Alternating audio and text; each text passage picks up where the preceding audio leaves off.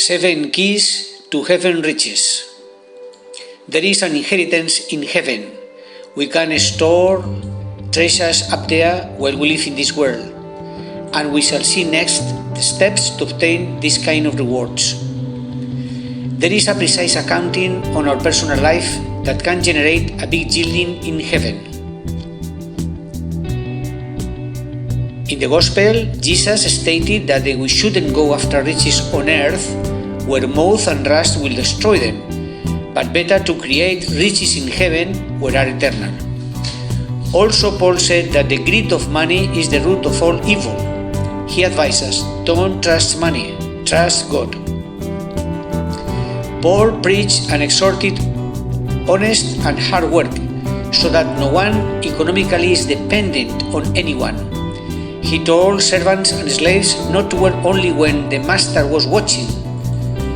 The work dignifies us and makes us useful members of the community. Everything around us is the fruit of the Father's creativity, for our joy and sustenance. Everything is the fruit of the 6 work days of creation, including man. In paradise doesn't exist money because the Father provides abundantly and exceedingly. But from planet Earth we can generate wealth, heavenly assets, investing with good deeds. A Korean pastor who suffered a stroke had a visitation to heaven in company of angels. On his visit, he has shown different areas, leaving him in awe of the beauty and glory everywhere. At his own request, the angels showed him his heavenly house, which was in process of construction. In John 14, Jesus commented to his disciples that in heaven there are many mansions, promising a place to them. It's important to distinguish 2 things. One is the salvation of our soul, which must be top priority, and secondly, the issue of rewards. And here we have, through the Korean pastor, the key for storing treasures in heaven. These are created from the platform of the earth with deeds and works of obedience. When they showed him his mansion, he was disappointed because it was partially built. He began to complain because he had during his life made many donations to the poor and paid scholarship to students. But apart from money, he was missing in many of the other ways. The angel revealed the best way to finish his heavenly mansion and told him that since he was still alive, he had time to provide the necessary materials to finish off the house. Supernaturally, these materials are generated through our good deeds, mainly with actions in favor of our brothers and people in general, and these will make flow up the needed material to finish these mansions. These houses are not made with bricks and cement.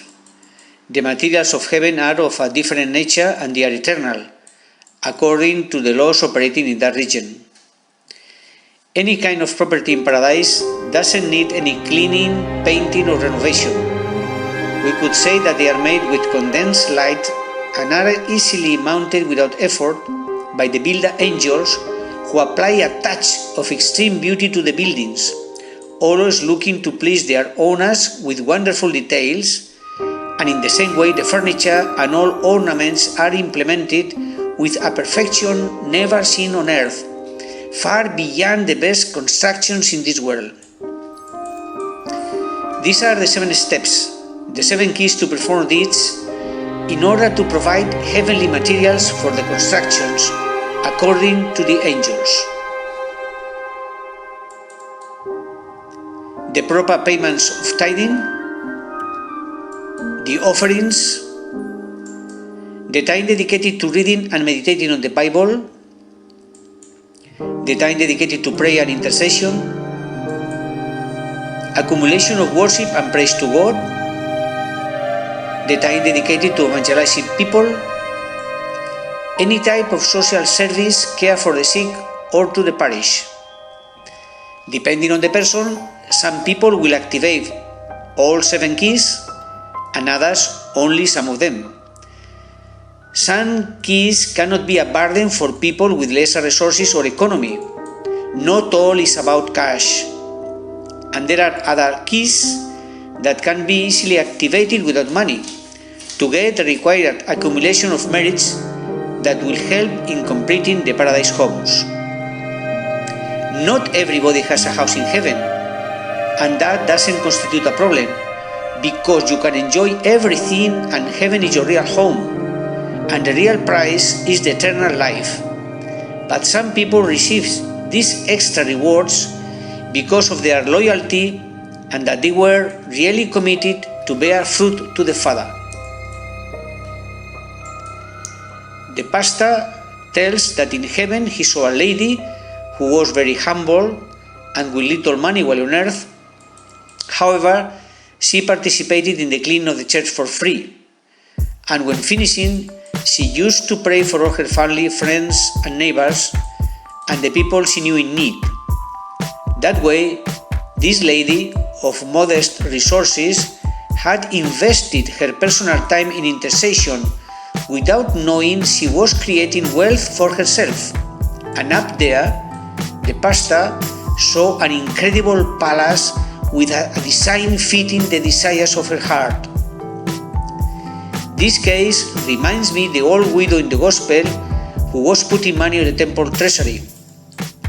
Jesus was observing her and said to the disciples that she was offering from her lackness, while others gave from their abundance.